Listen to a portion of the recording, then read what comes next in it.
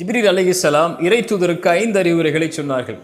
எப்படி வேண்டுமானாலும் வாழ்ந்து கொள்ளுங்கள், ஒரு நாள் இந்த உலகத்தை விட்டு பிரிந்து விடுவீர்கள் என்ற எண்ணத்தில். யாரை வேண்டுமானாலும் நேசித்துக் கொள்ளுங்கள், ஒரு நாள் எல்லோரும் உங்களை விட்டு பிரிந்து விடுவார்கள் என்ற எண்ணத்தில். எதை வேண்டுமானாலும் செய்து கொள்ளுங்கள், அதனுடைய கூலியை இறைவன் கொடுத்தே தருவான் என்ற எண்ணத்தில்.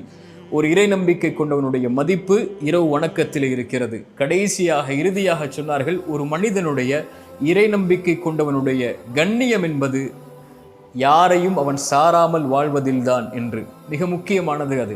இந்த உலகத்திலே யார் நமக்கு முக்கியத்துவம் தரவில்லையோ அவர்களுக்கு ஒருபோதும் முக்கியத்துவம் தராதீர்கள். யார் உங்களுடைய வார்த்தைகளுக்கு செவிமடுக்கவில்லையோ அவர்களிடத்திலே ஒருபோதும் உங்களுடைய வார்த்தைகளின் நேரத்தை கொடுக்காதீர்கள். உங்களை விட்டு யார் பிரிந்தார்களோ அவர்களுக்காக ஒருபோதும் அழாதீர்கள். இதயம் உங்களுக்காகத்தான் துடிக்கிறது, பார்வை உங்களுக்காகத்தான் விழிக்கிறது. உங்களையும் உங்களுடைய இறைவனையும் மட்டும் சார்ந்து வாழுங்கள்.